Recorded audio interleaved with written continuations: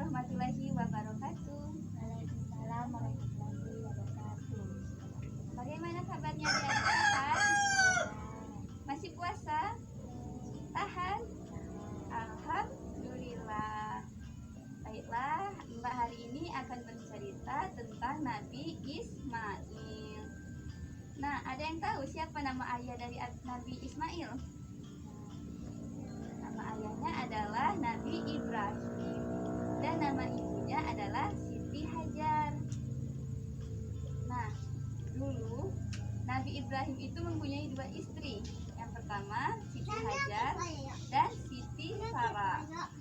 Nah, tidak lama itu Siti Sarah itu iri terhadap Siti Hajar karena Siti Hajar itu telah mengandung duluan. Nah, setelah Nabi Ismail lahir, Siti Hajar meminta kepada Nabi Ibrahim untuk menjauhkannya dari pandangan Siti Sarah. Setelah itu Nabi Ibrahim, Siti Hajar dan anaknya Ismail pun berjalan. Padahal mereka tidak tahu mau berjalan kemana, sedangkan jalan yang dilaluinya itu hanya ada gurun pasir, tanah, dan perbatuan. Tidak ada rumah di sana. Dan Nabi Ibrahim pun bertawakal kepada Allah. Dan pada akhirnya tibalah mereka di depan Ka'bah. Nah, Nabi Ibrahim itu berencana akan meninggalkan istri dan anaknya Ismail itu di dalam Ka'bah tersebut. Namun Siti Hajar ini mengeluh kepada Nabi Ibrahim, "Wahai suamiku, apakah kau tega meninggalkan kami berdua di sini?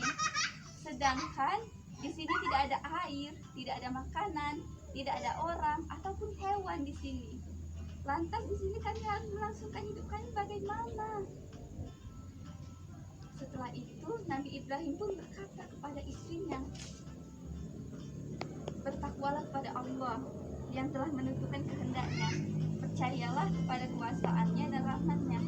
Dialah yang memerintahkan aku untuk membawamu ke sini, dan dialah yang melindungimu dan menyertaimu di sini. Kalau bukan perintah darinya, mana tega aku meninggalkan kalian berdua di sini. Percayalah wahai Hajar, Allah tidak akan menelantarkan kalian berdua tanpa perlindungan darinya.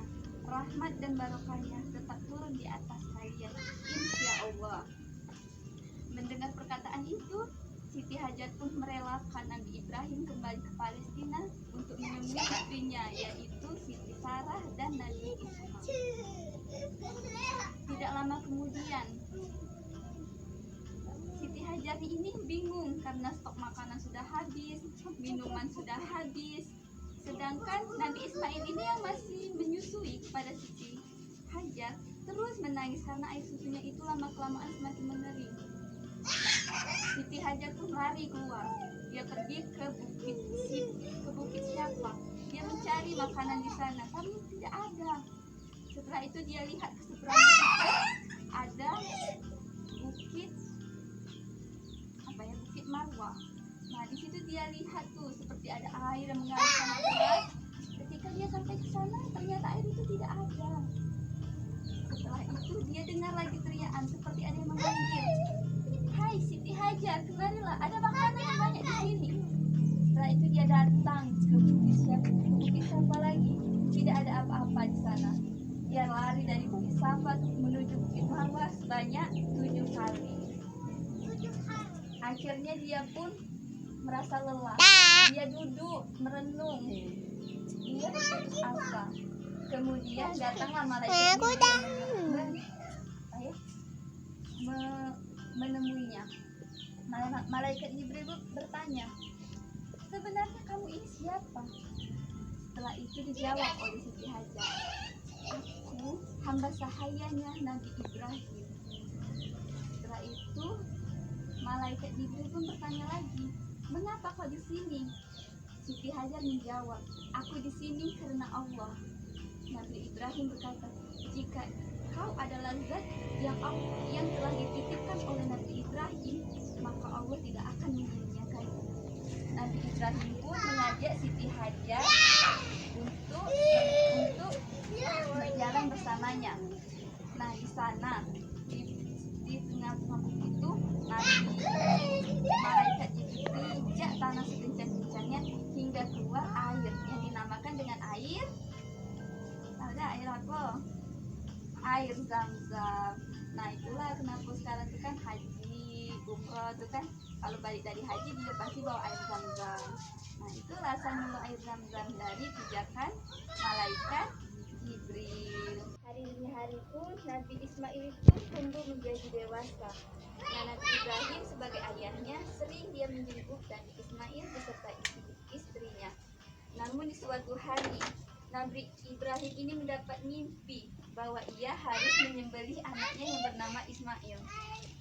Nabi Ibrahim pun bangun dari tidurnya. Dia termenung, bagaimana aku bisa menyembelih anakku sendiri, anak yang telah aku impi-impikan. Kan Nabi Ibrahim ini adalah nabi, sedangkan mimpinya adalah wahyu dari Allah Subhanahu wa Ta'ala yang harus ditunaikan. Nabi Ibrahim pun berniat untuk mendatangi rumah Nabi Ismail.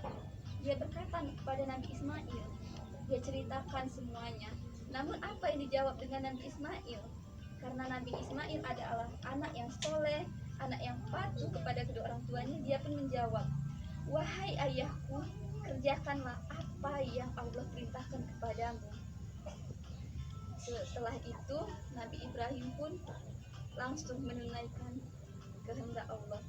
Dia ikat tangan Nabi Ismail, kakinya juga, dengan parang yang tajam di tangannya. Dia hendak menyembelih leher Nabi Ismail. Namun apa yang terjadi?